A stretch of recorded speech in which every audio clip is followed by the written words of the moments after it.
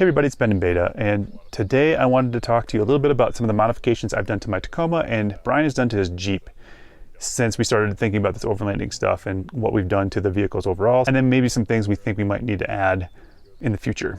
So I bought my 2024 Tacoma TRD off-road back in March, and the first thing I did to it was I added these tires. So we've got the Falcon Wild Peak AT4Ws in the stock size. And they've performed very, very well. We've aired them down to about 20 pounds on this trip, and they've been solid. They ride great on the road. They're very quiet, and yet they're very capable off-road as well. And they've been good in the rain. They've been good in the snow, so I'm very happy with that. So one thing I would say about the tires is to get much further than we have gone off-road, we probably do need to have a little bit bigger tires, but I'm not going to go bigger than 33s in the future. I'm not sure when it'll happen because these are brand new. Probably going to go with skinnier 33, like a 255, basically so I don't have to do any chopping on the vehicle whatsoever or raise the suspension too much to accommodate for that. And then in terms of suspension, I haven't done anything to the suspension at this point.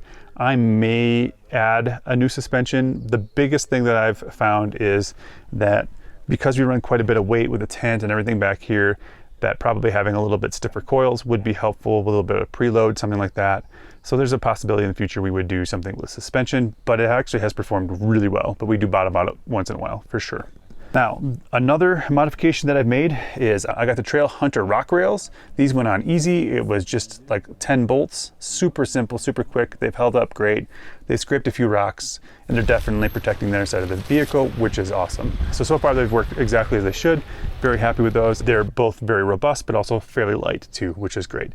The next modification I made was this Trail Hunter skid plate. So this is now a steel skid plate, and that was good that I did that because we definitely used that a few times on the trails and hit that on a few rocks. So I'm glad we put this on rather than leaving the stock plastic sort of skid plate. So that was very useful. This, again, super light, around 20 pounds and made out of steel. So that was nice. I might add the rest of the skid plates eventually, but right now this is kind of the main one and it worked really well. One of the other mods I did was I added the Midland antenna, this sort of stealth antenna, and we used that with the GRMS radios, and that's worked really well too. So I've been pretty happy with that. When we come around to the back, biggest modifications are this Kuat rack. I love this rack. I have lots of videos about it. I'll link that playlist in the description for you to check those out. I highly recommend this rack. Now, I am a Kuat ambassador, and Kuat did give me this rack, but this is the rack we were going to buy no matter what, and definitely is the right choice for us. We've been able to run it in the mid height for a little bit, and now it's in the full height mode, and that's allowed us to put on the accessories. We've got the handhold, the grip here to get up into the bed. We also have the bottle opener. It was easily able to add the traction boards. We've got the front molly panel as well to help stiffen things up, and I can add some stuff to that too. The biggest thing it's allowed us to do is be able to mount our tent to that. And again, we could go mid height or full height, but 230 pound tent, one of the heavier ones out there, but the 4x4 Colorado tent has been awesome. Last night we slept amazing. We have the Cloud Comfort mattress in here, and that's been great. So I definitely recommend that as well. And tent has kept us dry, it's kept us warm at night when we are on the heating pad especially. So everything's worked great. So those are kind of the main modifications we've done so far. And then we had thought about an awning, but we thought we were gonna run in mid height, so we didn't buy a full awning like a 270. So we bought the moon shade instead, and the moon walls, and those have worked really well. They set up pretty quickly and easily, but I think in the future we might end up with a 270-degree awning.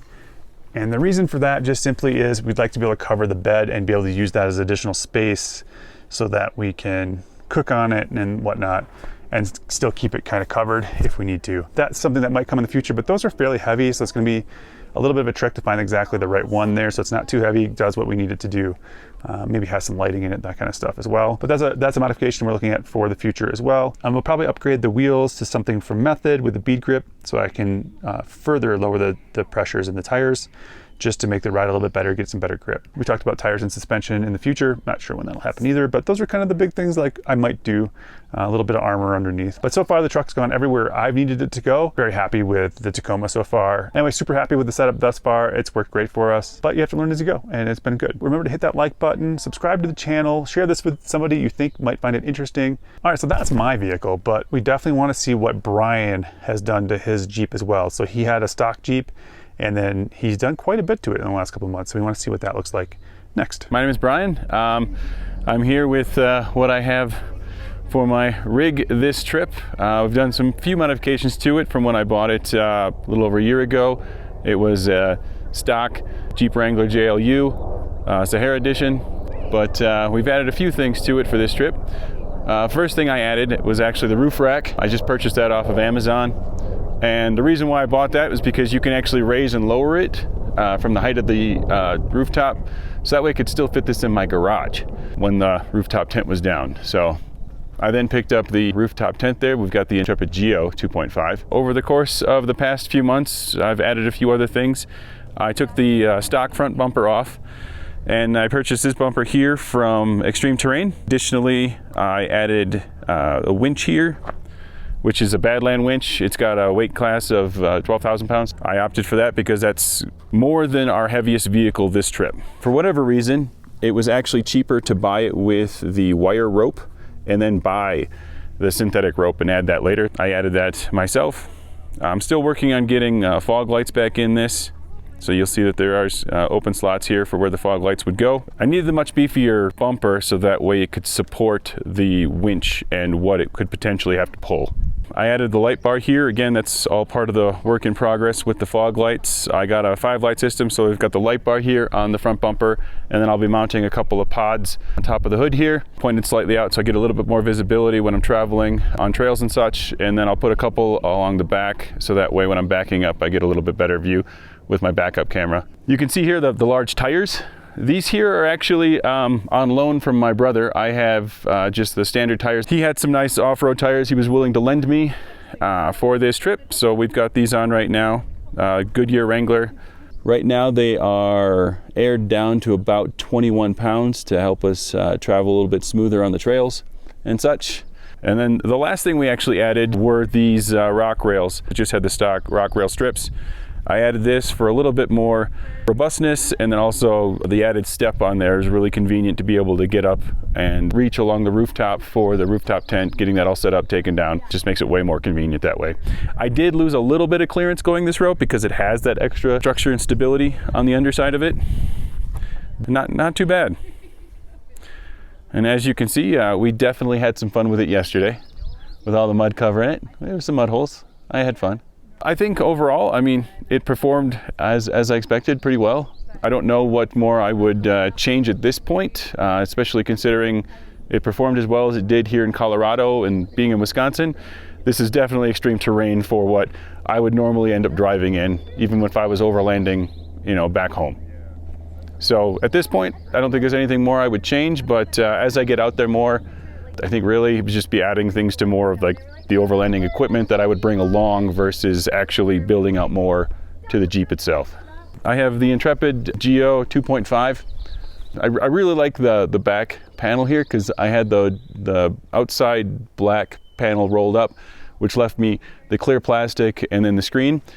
So with that, you know, I'm able to look out at this beautiful view of this water basin we have here on the flat tops, along with the stars at night. The part's been absolutely amazing.